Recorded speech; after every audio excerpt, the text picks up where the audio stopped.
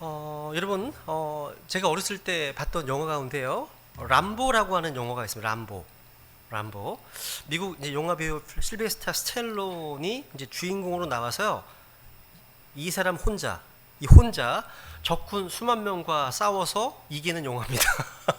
아주 만화 같은 영화죠, 그죠? 일반적으로 이제 영웅이라고 하면요, 사람들은 이런 람보 같은 이미지를 떠올리게 됩니다. 아주 당당하고 자신감이 넘치고 용기와 투지로 가득 차 있고, 아무리 맞아서 상처투성이가 되어 죽을 지경이라도요, 다시 일어나 싸우는 그런 사람, 이게 아마 영웅의 이미지인 것 같습니다. 그런데 여러분, 성경에 나오는 영웅들 가운데 이런 람보 같은 모습을 갖춘 사람은 단 한 사람도 없습니다. 여러분, 이제 아브라함을 보십시오. 한번. 믿음의 조상입니다. 근데 아브라함이 처음에 보여준 모습을 기억해 보시면 아주 비겁합니다. 째째합니다. 그런 남자의 모습이에요. 부인이 너무 아름다워서 이집트에 내려가면 자기 목숨이 위태로울까봐 부인에게 요청하잖아요. 당신 누구에게든지 간에 내 아내라고 하지 말고 누이라고 하라고요. 그래서 하마터면 사라가요, 이집트 왕 파라오에게 봉변을 당할 뻔하지 않았습니까? 그리고 아브라함은 곤경에 처한 자기 아내를 위해서 자기의 몸을 던지며 구출해내는 람보 같은 사람이 아니었다는 거, 전혀. 그죠? 아니었습니다. 여러분, 야곱 어떤 사람이었습니까?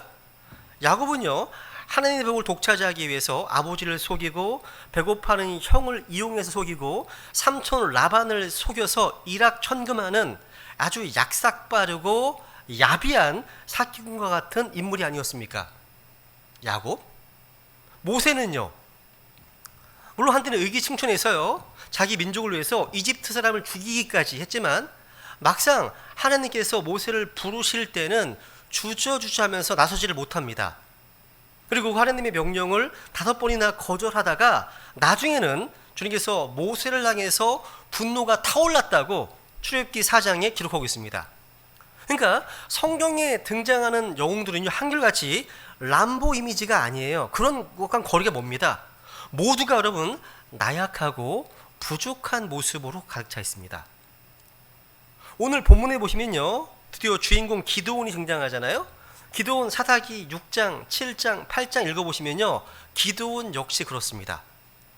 아주 나약한 모습으로 시작합니다. 그러니까 일반적인 영웅상이라고 찾아볼 수 없는 그런 인물이었다는 거죠. 그럼 여러분, 기드온이 어떤 인물이었습니까? 이 말씀을 계속 읽어보면요, 이스라엘 백성이 고통당하던 7년의 세월을 보내는 동안 기드온은 마음에 2가지 큰 상처를 안고 있었던 것 같습니다. 하나는 오랜 고난 가운데 자기들을 방치해 놓으신 것과 같은 하나님 때문에, 그러니까 침묵하신 것과 같은 하나님으로 인해서 자기 민족이 하나님께 버림받았다고 하는 절망감입니다. 여기 13절에 보시면 잘 나와 있습니다. 한번 읽어볼까요? 시작. 기드온이 그에게 이르되, 오 내 주여, 주께서 우리와 함께 계시면 어찌하여 이 모든 일이 우리에게 닥쳤나이까? 또 우리 조상들이 우리에게 말해준 그분의 모든 기적들은 어디 있나이까? 그들이 말하기를 주께서 우리를 이집트에서 데리고 올라오지 아니하셨느냐 하였나이다. 그러나 이제 주께서 우리를 버리사 미디안 족속의 손에 넘겨주셨나이다 하거늘. 지금 기드온은요, 주님 앞에서 자기의 어떤 억울함을 토로합니다. 주님께서 함께 하신다면 하나님 백성인 이스라엘이 이토록 오랫동안 미디안 족속의 불의한 압제 아래서 신음할 수 있겠느냐는 말입니다. 항변하는 거죠, 지금. 그리고 기드온에게는요, 하나님이 더 이상 자신들과 함께하지 않으신다고 하는 절망감이 있었던 겁니다. 그리고 기드온에게는요, 무력감이라는 아픔이 있었습니다. 주님께서요, 기드온에게 사명을 주시니까 이렇게 답변합니다. 그가 그분께 이르되, 오 내 주여, 내가 무엇으로 이스라엘을 구원하리까? 보소서, 내 가족은 므낫세 안에서 가난하며 또 나는 내 아버지 집에서 가장 작은 자니이다 하니. 즉 자신은요, 아무것도 할 수 없다는 이런 무기력한 태도. 이 모습은요, 오랜 시간 고통 가운데 빠져 있었던 사람들에게 종종 볼 수 있는 모습이에요. 그리고 11절에 보시면요, 주님께서 기드온을 부르실 때 모습인데 한번 보세요. 웃깁니다. 보시면 주의 천사가 아베셀 사람 요아스에게 속한 오브라에 있는 상수나무 밑에 앉았는데 그의 아들 기드온이 미디안 족속에 숨기기 위하여 포도즙 틀 곁에서 밀을 타작하더라. 여러분, 밀을 포도즙 틀 곁에서 타작한다는 것이 뭔가 이상하지 않아요? 기드온이 왜 밀을 그 좁은 포도즙 틀 곁에서 타작하고 있을까요? 그 이유에 대해서 성경은요 뭐라고 말씀하십니까? 미디안 족속에게 숨기기 위해서입니다. 무슨 말이에요? 그러니까 자기가 타작하는 모습을 미디안 족속에게 들키지 않으려고 이렇게 한 겁니다. 이 당시 기드온은요 이제 마음이 너무 약해져서요 절망감, 무력감 여기 빠졌을 뿐만 아니라요 삶 역시도요 적에게 들키지 않으려고 눈치를 봐야 하는 초라하고 옹색한 삶을 살고 있었습니다. 그런데 그런 상황에서 주님께서 기드온을 부르십니다. 부르세요. 12절 보시면 12절 주의 천사가 그에게 나타나 그에게 이르되 너 강한 용사여 주께서 너와 함께 계신도다 하매 되어 있네요. 지금 여러분 기드온이 주의 천사와 대화하는 장면이죠. 여러분 여기 주의 천사가 누굽니까? 주의 천사는요 단순한 천사가 아닌 성육신하시기 이전에 주 예수 그리스도께서 현현하신 겁니다. 나타나신 거예요. 그래서 본문에 보시면요 주의 천사가요 자신을 1인칭으로 하나님으로서 말하고 있습니다. 주님으로 말하고 있습니다. 여러분 이 주의 천사는요 분이엘에서 창세기 32장에 보시면 야곱과 씨름했던 천사입니다. 그런데 이 존재를 호세아서 12장에 보시면 그 천사를 만군의 하나님으로 주님으로 정의하고 있습니다. 또 모세가 주님과 얼굴로 대화를 했잖아요. 출애굽기 33장에 보시면 나옵니다. 모세도 마찬가지입니다. 기드온처럼 주의 천사와 대화하고 있었던 겁니다. 요한복음 1장 18절에 이런 말씀했습니다. 1장 18절. 이거 모순이 아닙니다. 읽어보세요. 시작. 아무도 어느 때나 하나님을 보지 못하였을 때 보세요. 아무도 어느 때나 하나님을 보지 못하였을 때 되어 있죠. 이것은요 하나님의 본질을 언급하고 있는 겁니다. 출애굽기 33장에 보시면 주님께서 모세에게 이런 말씀하십니다. 또 그분께 이르시되 나를 보고 살 자가 없을 터이므로 네가 내 얼굴을 보지 못하리라 말씀하시네요. 그런데 성경에는요 모세가 하나님과 얼굴을 마주대하여 대화했다고 이렇게 하고 있습니다. 그게 뭡니까? 모세는요 하나님께서 주의 천사로 나타나셔서 말씀하시는 것을 언급하는 거예요. 그러니까 주의 천사와 대화한 겁니다. 직접 하나님 보면 죽어요. 그죠? 근데 여러분 주의 천사로 나타나신 하나님께서는요 연약하기 짝이 없는 상처투성이의 기드온을요 그 나라를 구할 사사로 부르셨다는 거예요. 그러니까 하나님은 기드온을 부르셔서 이스라엘을 구원하라고 하시는 겁니다. 근데 12절에 보니까요 기드온을 뭐라고 부르셨습니까? 너 강한 용사여. 참 놀랍지 않습니까? 주님께서는 기드온을요 너 강한 용사라고 부르십니다. 그런데 여러분 보세요. 기드온의 지금 모습은 어떤 모습이었어요? 미디안에게 들키지 않기 위해서 눈치 보면서요 좁디 좁은 그 포도즙 틀 곁에서 밀을 타작하고 있었거든요. 이런 모습은요 강한 용사는커녕 초라하게 웅크린 패배자의 모습 아닙니까? 그런 기드온에게요 너 강한 용사여 이렇게 부른다는 게 가당하기가 합니까? 근데 이것이 오늘 살펴본 이 말씀의 핵심입니다. 한번 따라해 보실까요? 너 강한 용사여. 여러분 기드온은요 부모님이나 이웃이나 어떤 형제들에게 평생 이런 말을 들어본 적이 없었을 겁니다. 사사기 6장, 7장, 8장 읽어보시면요 기드온은요 성격이 소심합니다. 소심하고요 매사에 조심스럽고요 겁이 많은 사람이에요. 약합니다. 기드온 자신도 자신을 강한 용사라고 생각하지 못할 겁니다. 그런데 주님께서 그를 강한 용사라고 부르십니다. 왜? 주께서 그와 함께 계시기 때문입니다.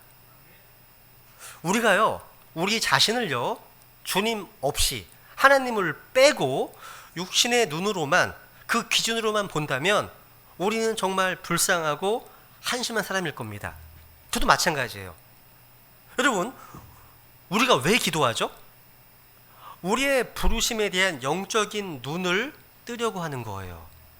여러분, 기도의 목적은요, 일확천금에 있는 게 아니에요. 우리가 기도하는 목표는 하나입니다. 요령이 아니라 영적인 눈이 열려서 나를 바라보는 자기 인식의 눈이 확장되는 겁니다.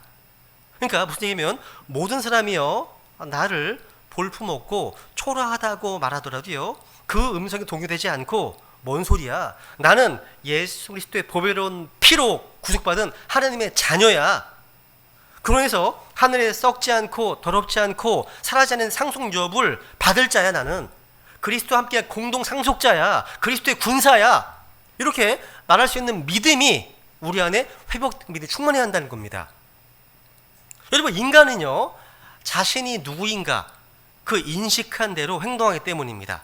그러니까 자기 자신을 누구로 인식하는가는 자기 정체감, 자기 정체 인식은요, 내가 하는 행동과 내 삶의 태도에 아주 중요한 영향을 미칩니다.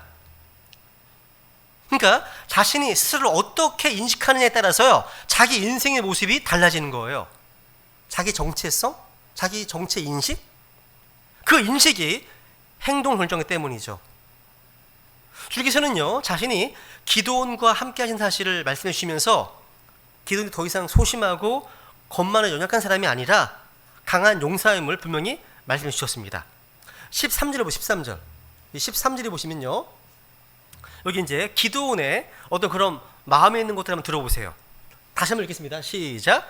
기드온이 그에게 이르되, 오 내 주여, 주께서 우리와 함께 하시면 어찌하여 이 모든 일이 우리에게 닥쳤나. 됐습니다. 여기까지요. 보세요.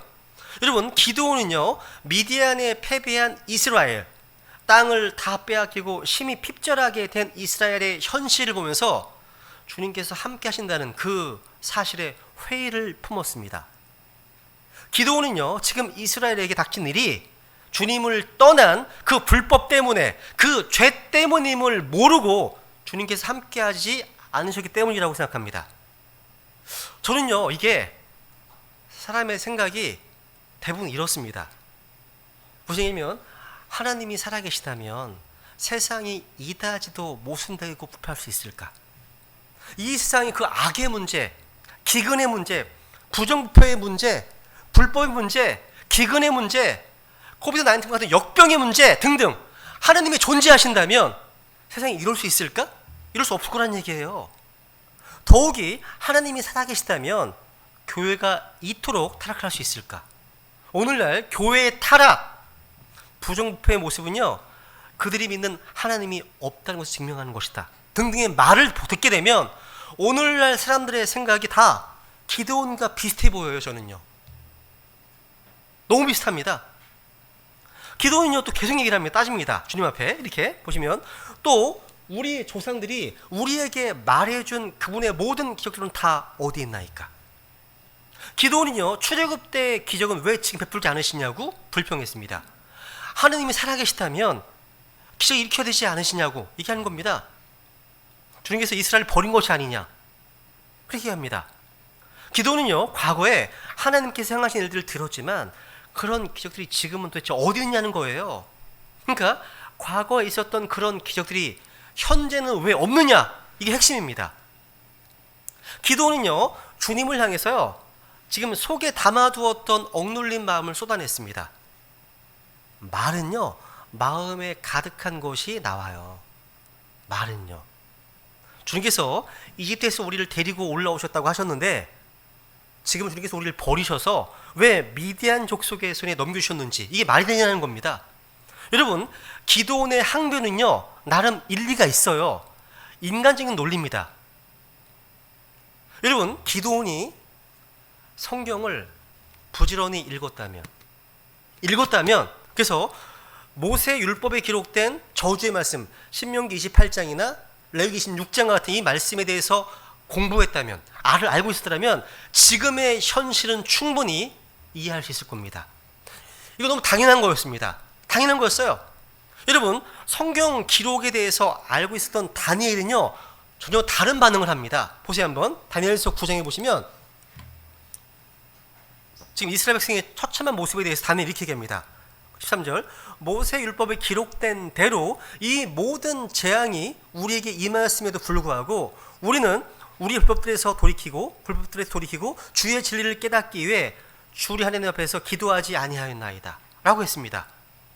다니엘은요, 자신들에게 임한 이 모든 재앙, 이런 저주, 심판이 모세의 법에 기록된 대로 임한 것임을 알았어요. 이게 차이입니다. 차이예요. 그러니까 성경 지식의 차이가 하나님 앞에서 이런 반응의 차이를 만드는 겁니다. 여러분, 주님 앞에서 이 기도원의 반응은요, 한마디로 지금 이스라엘이 받고 있는 고통의 책임이 하나님께 있다는 원망 섞인 말이기 때문입니다.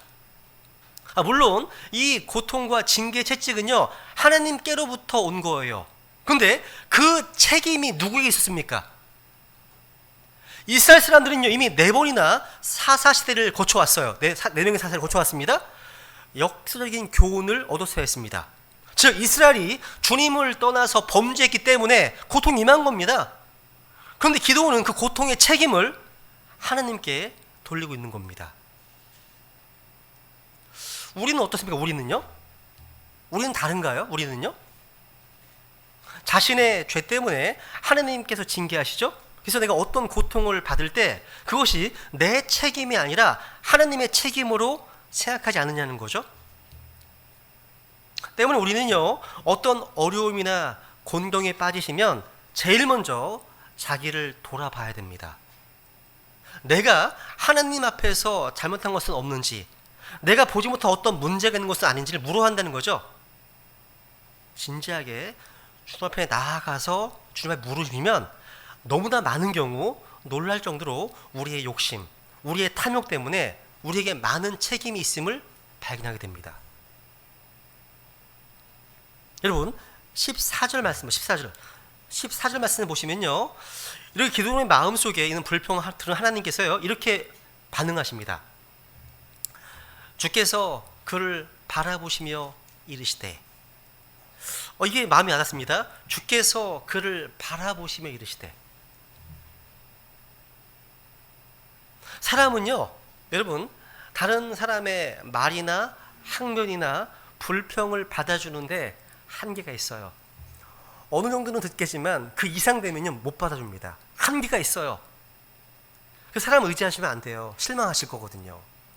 여러분, 우리의 어떤 어려움, 어떤 하소연이라도요, 능히 받아주시는 분이 계십니다. 바로 주님이신 거예요.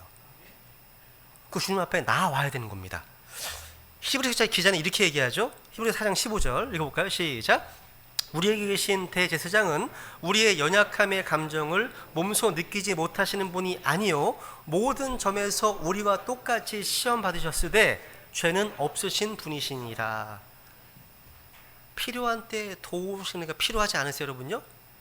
그렇다면 하나님의 은혜의 왕자 앞에 담대히 나아가라고 말씀하시는 거예요. 여러분, 하나님께서는요, 우리의 어떤 상처, 어떤 항변도 능히 들으시고요, 우리를 이해하시고 공감하십니다. 하나님의 도움보다 더 탁월한 도움은 없습니다. 사람 너무 의지하지 마세요. 너무 의지하지 마세요. 나를 진정으로 이해해 주시고 위로해 주시고 공감해 줄 수 있는 유일한 분은 하나님이심을 기억해야 됩니다. 우리는요. 하나님께서는요, 인간의 어떤 고통이나 절망스러운 상황도 다 이해하시고 우리의 아픔을요, 말없이 들어주십니다. 저는 이 마지막 날들, 아주 위험한 시기를 살아가는 우리 성경 신자들은요, 매일 매순간 하나님 앞에 나아가서 우리 마음속에 있는 여러 가지 상처와 아픔들을, 고통스러운 형편들을 털어놓아야 한다는 생각합니다. 특히 이런 시기예요. 이 하나님을 신뢰하는 가운데. 왜? 하나님께서 우리와 함께 하시기 때문에. 하나님께서요. 이게 세 번째 대지입니다. 주님이 이걸 강조하세요. 12절을 다시 보시면 주의 천사가 그에게 나타나 그에게 이르되 너 강한 용사여 주께서 너와 함께 계시는도다. 따라해보세요. 주께서 너와 함께 계시는도다. 이걸 봐야 됩니다. 그러니까 기도원이요, 강한 용사가 되려면 영적인 눈이 열려야 되는 겁니다. 우리가 이 땅을 사는 동안에 자신이요 스스로를 초라하게 만들기도 하고 담대하게 만들기도 하는데, 그것은요 외부의 환경이 아닌 내 안에 영적 상태에서 비롯되는 겁니다. 영적 상태요. 상황은 똑같아요. 하루에도 몇 번씩 업앤다운을 반복합니다. 냉탕온탕을 막 왔다 갔다 합니다. 이거 다른 것 때문이 아니에요. 나의 영적 상태 때문입니다. 직장에서 근무할 때도요, 내가 강한 용사가 될 수도 있고 초라하고 한심한 피고용이 될 수 있습니다. 이 두 가지 모습 사이를요 하루에 몇 번씩 왔다 갔다 하고 할 수 있다는 거죠. 근데 우리가 은혜가 깊어지고 하나님을 좀 더 알아가면 알아갈수록, 또 육안이 아닌 영적인 눈으로 우리 주변을 바라볼수록요 비굴함은 줄어들고 하나님의 아들이라고 하는 당당함이 더욱 충만해지는 겁니다. 영적인 상태, 하나님과 바른 관계, 내가 누군지의 인식, 이게요. 아까 부른 찬송 기억하십니까? 큰 물결이 설린 어두운 바다. 여기 이제 2절에 보세요. 2절을 보면, 가사를 보면요, 오늘날 코비드 역병, 코비드 19이라는 풍랑이 막 떠오릅니다. 여기 보시면요, 2절에 보면 큰 풍랑이 이 배를 위협하며 저 깊은 물 입 벌려 달려드나 이 바다에 노저 항해하는 이 작은 배 사공은 주님이라. 나 두려움없도다. 주 예수님 늘 깨어 계시도다. 이 흉령 바다를 다 지나면 저 소망의 나라에 이르리라. 가사 너무 좋습니다. 지금 이 찬양의 상황이 어떤 상황입니까? 이 코비드 19 같은 큰 풍랑이 위협하고 깊은 물이 입 벌려 달려들고 있습니다. 그럴 때 내가 할 수 있는 일은 아무것도 없어요. 하지만 영안을 뜨고 바라보면 무슨 일이 벌어집니까? 이 배 사공 되시는 주님께서 나와 함께 하신다는 겁니다. 그게 보이는 거예요. 그래서 더 이상 두려움이 없다는 거죠. 이 흉흉한 바다를 다 지나면 주님과 함께 저 소망의 나라에 이를 것이기 때문이죠. 이 작사했던 이 어떤 지체는요, 그걸 경험한 겁니다. 체험한 겁니다. 여러분, 14절을 다시 보세요. 다시 보시면요, 주께서 그를 바라보시며 이르시되 너는 너의 이 힘을 의지하고 가서 이스라엘을 미디안 족속의 손에서 구원할지니라. 주님께서는요, 기드온의 말에 아무 대답이나 대꾸를 하지 않으시고 그냥 기드온이 해야 될 일을 바로 말씀하시네요. 그죠? 주님께서는요, 기드온의 이 오해를 풀어주시거나 어떤 조치를 취하지 않으셨습니다. 주님은 기드온에게요, 잘 보세요, 너의 이 힘을 의지하고 가서 이스라엘을 미디안 족속의 손에서 구원할지니라 하십니다. 주님께서는 저는 이 말씀을요 좀 두 가지로 이해하고 싶습니다. 두 가지로요. 너의 이 힘을 의지하고 가서 구원할지니라, 이 말씀을요. 주님께서는 물론요 기드온과 함께 하심으로 싸우실 겁니다. 근데 먼저 기드온에게 너의 이 힘을 의지하여 싸우라고 하시네요. 하나님께서는요 우리의 힘이 약하다는 것을 아십니다. 그럼에도 먼저 우리의 약한 힘을 사용하라고 하시는 거예요.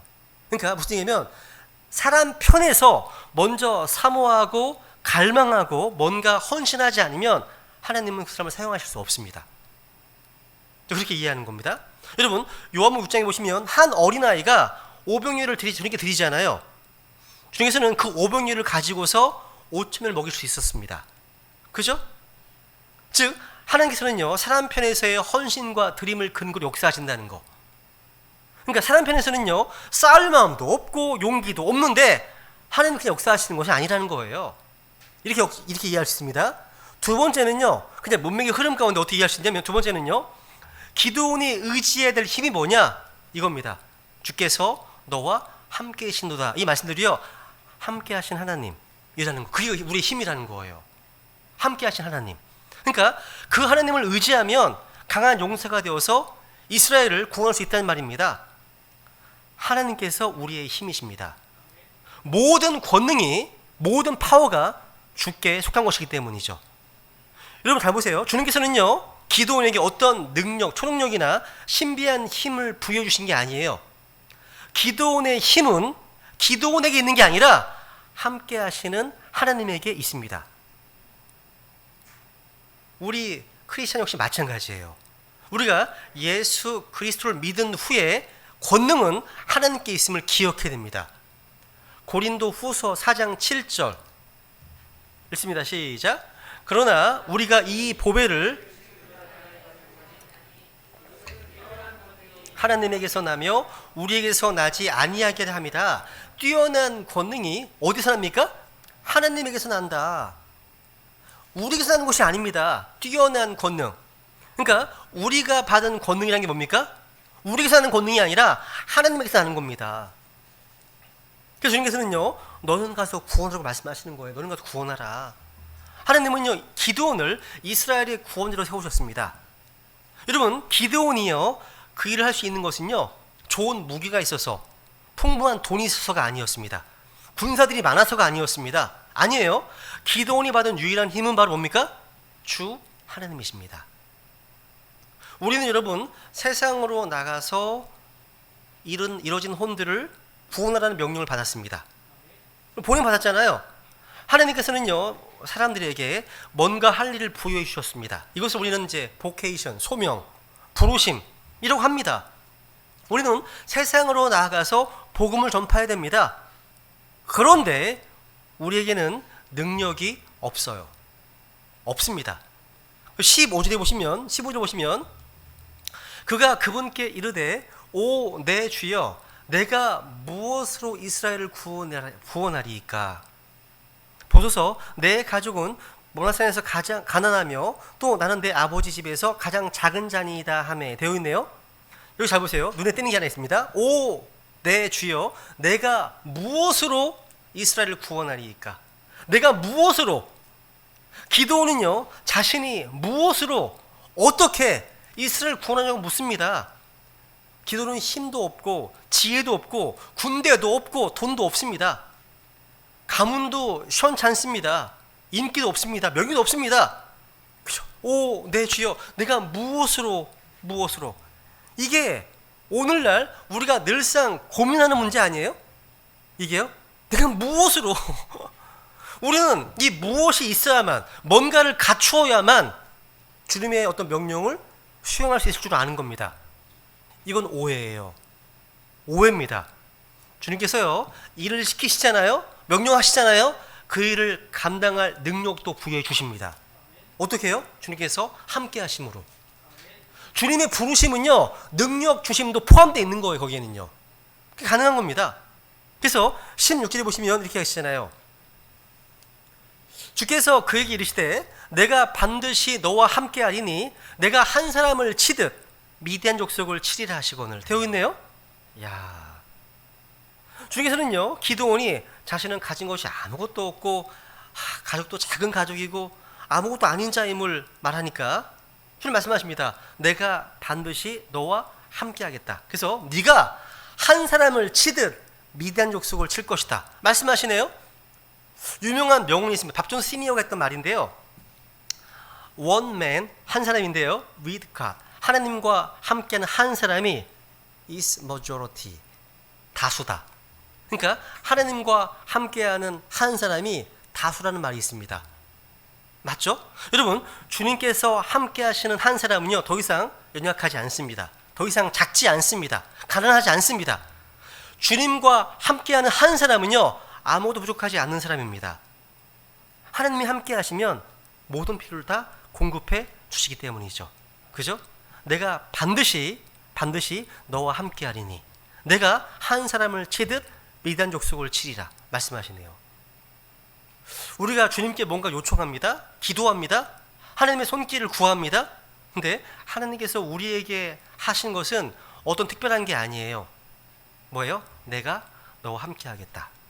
그것만 믿고 따라오는 약속뿐입니다. 그 이상 주실 것도 없고 그 이상 필요한 것도 없어요. 그렇지 않습니까, 여러분요? 전능하신 주님께서요, 우리가 함께 하시는 이 사실 외에 뭐가 더 필요합니까? 그렇기 때문에 우리가 어떤 문제를 놓고 주님께 기도할 때 주님께서 구체적인 답을 주시지 않아도 그냥 기대할 필요가 있습니다. 당장 그 문제가 해결되는 것도 좋지만 우리에게 위로가 되는 것은 뭡니까? 문제 해결이 아니라 그 주님께서 나와 함께 하신다는 그 사실, 그 약속이라는 겁니다. 사실. 여러분, 제가 사사기뿐만 아니라 성경 전체에서 가장 중요한 게 뭔가 보니까 나 자신과 하나님과의 바른 관계입니다. 가장 중요한 겁니다. 항상 배우는 게 이거예요. 나와 하나님과의 바른 관계, 개인적인 관계. 여러분, 오늘 본문에서요, 기드온이 주님 앞에 울분을 토로할 때 내용을 한번 다시 보세요. 기드온은요, 이집트로부터의 구원을 인용했지만 10절이나 25절에 나오는 이스라엘의 죄, 우상 숭배는 건너뛰었습니다. 이게 큰 문제였거든요. 그죠? 10절에 보시면 어찌 모든 일이 우리에게 닥쳤나이까? 10절에 보시면 너희가 내 목소리에 순종하지 아니하였다. 이렇게 답변할 수 있습니다. 만약 하나님께서 그들을 버리셨다면요, 그것은 그들이 먼저 주님을 버렸기 때문입니다. 기드온은요, 이스라엘 백성이 곤경에 있었고 하나님만이 도우실 수 있음을 알았습니다. 그래서 주께서 내가 너희와 함께 하겠다. 내가 너희와 함께 하겠다. 이것이요, 승리와 패배를 결정짓는 요소입니다. 요소예요. 하나님께서요, 이스라엘과 함께 하지 않으시면요, 미디안 족속과 아말렉 족속이 쳐들어와서 노력합니다. 극도로 핍절하게 될 수 있다는 사실이죠. 여러분, 사사기에 보시면요, 시스라가 자신의 900대의 철병거를 가지고 북쪽 지파들을 압제할 수 있었습니다. 그런데 그 북쪽 지파들이 회개하고 하나님과 바른 관계를 갖게 되니까 하나님이 그들과 함께 하셨습니다. 그들은 최강의 군대를 패퇴시킬 수 있었습니다. 무슨 얘기예요? 먼저 우리가 하나님 편에 있어야 한단 말이에요. 하나님 편에. 여러분, 남북 전쟁 당시에 누군가 그 에이브라함 링컨에게 묻습니다. 당신은, 그러니까 하나님은 당신 편이냐고 묻습니다. 하나님은 당신 편이냐고 묻습니다. 링컨은 이렇게 합니다. 하나님께서 어느 편이신지는 걱정할 것이 없습니다. 중요한 것은 오직 내가 하나님의 편에 있는지에 대해서만 염려해야 됩니다. 라고 얘기했습니다. 맞아요. 정말 맞는 말입니다. 크리스찬에게 가장 중요한 것은요, 내가 하나님 편에 서 있는지, 내가 진리 편에 서 있는지, 내가 하나님과 바른 사귐 가운데 있는지, 이게 중요한 겁니다. 이것만 확실하면 다른 어떤 일도 걱정할 필요가 없어요. 이것만 확실하면요, 내가 하나님과 바른 관계에만 있으면 주님께서 함께 하십니다. 하나님께서 나를 위해 계획하신 모든 목적을 다 성취할 때까지 그 누구도 해야 할 수 없을 겁니다. 우리를요. 그러려면요, 먼저 우리 안에 있는 우상들을 척결해야 됩니다. 죄를 척결해야 됩니다. 그래서 사사기 6장, 제 이제 두 군데를 보고 맡기려고 하는데요, 6장 25, 26을 보세요. 여기 보시면 하나님께서 이제 실질적으로 미디안을 무찌를 사세로서 기도를 불러 세우시는 기록되어 있는데요, 그 과정을 보면요, 우상 타파를 통한 하나님과의 관계 회복이 먼저임을 발견하게 됩니다. 먼저 읽어볼까요? 시작. 바로 그 밤에 주께서 그에게 이르시되 내 아버지의 어린 숫소 곧 7년 된 둘째 숫소를 취하고 내 아버지에게 있는 바알제단을 헐며 제단 옆에 작은 숲을 베어내고 또 이 바위의 꼭대기에 정 놓는 곳에 주 내 하나님을 위해 한 제단을 쌓고 그 둘째 숫소를 취하여 내가 베어낼 작은 숲에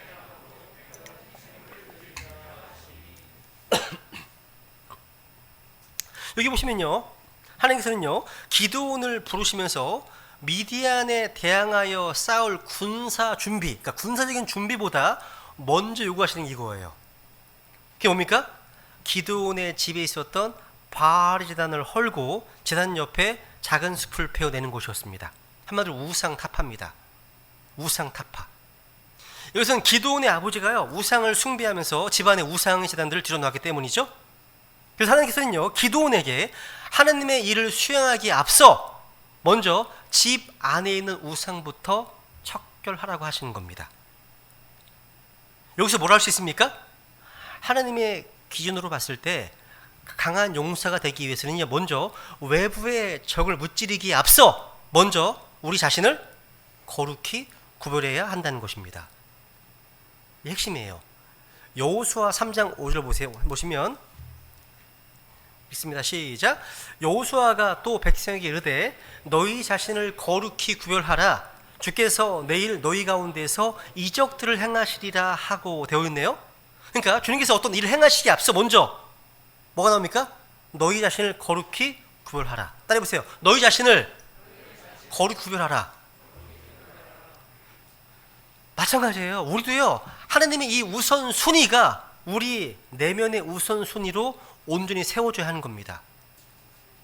여러분, 우리 본성의 우선순위는요, 항상 나를 돌아보는 것이 아닌 남을 탓하는 데 있어요. 항상 네가 잘못했어, 네가 문제야, 네가 먼저 그 부분을 고쳐야 돼, 이런 거. 근데 회복은요, 밖에서 기인하는 문제가 문제 해결이 아닌 내 안의 우상을 타파하는 것에서부터 시작되는 겁니다. 이 얘기는 제가 다음 주에 또 말씀드리겠습니다. 우리 이 시간 다 눈을 감고 머리를 숙이시기 바랍니다. 이 시간 제가 마지막으로 여러분에게 질문 하나 하겠습니다. 여러분 자신이 하나님 앞에서 거룩함을 회복하기 위해서, 이 성별을 회복하기 위해서 여러분 내면에서 헐어버리고 끊어버려야 될 마음의 우상이 무엇입니까? 마음의 우상. 무엇이 우상 숭배입니까? 하나님보다 더 의지하는 그 어떤 것, 하나님보다 더 영향을 받는 그 무엇, 그것이 바로 타파되어야 될 우상입니다. 어떤 신앙 규율보다 더 중요한 것이 바로 마음의 우상 타파입니다. 겉으로 드러나는 어떤 종교적 행위나 어떤 원칙을 지키는 것보다 더 중요한 것은 뭐냐? 하나님보다 더 의지하고 있는 그 무언가를 방치하지 않는 마음의 태도입니다. 여러분, 하나님보다 더 의지하고 내 결정에 하나님보다 더 큰 영향력을 끼치는 것이 무엇이든 간에 그것을 깨뜨려야 됩니다. 그렇게 안 하면 사랑하는 남편이, 아내가, 우리 자녀들이, 부모님이, 나의 직장이, 나의 학업이, 인정받으려는 나의 자아가 우상이 될 수 있기 때문입니다. 우리 모두 다른 거 어떤 것보다도요, 하나님께서 우선이시고 하나님을 의지하도록 내 안의 우선순위가 회복될 수 있도록 하나님께 은혜를 구합시다. 그리고 하나님과의 바른 관계 회복이 영적 전쟁에서 승패를 결정짓는 요소이기 때문입니다. 이 시간 하나님께서 미워하시는 우리 안의 우상들을 척결하겠다고 결단하십시오. 우리 모두 주님 앞에 회개함으로 하나님과의 바른 관계를 회복하는 그런 은혜가 임함으로 영적으로 승리하는 삶이 될 수 있도록 기도하겠습니다. 기도하시겠습니다.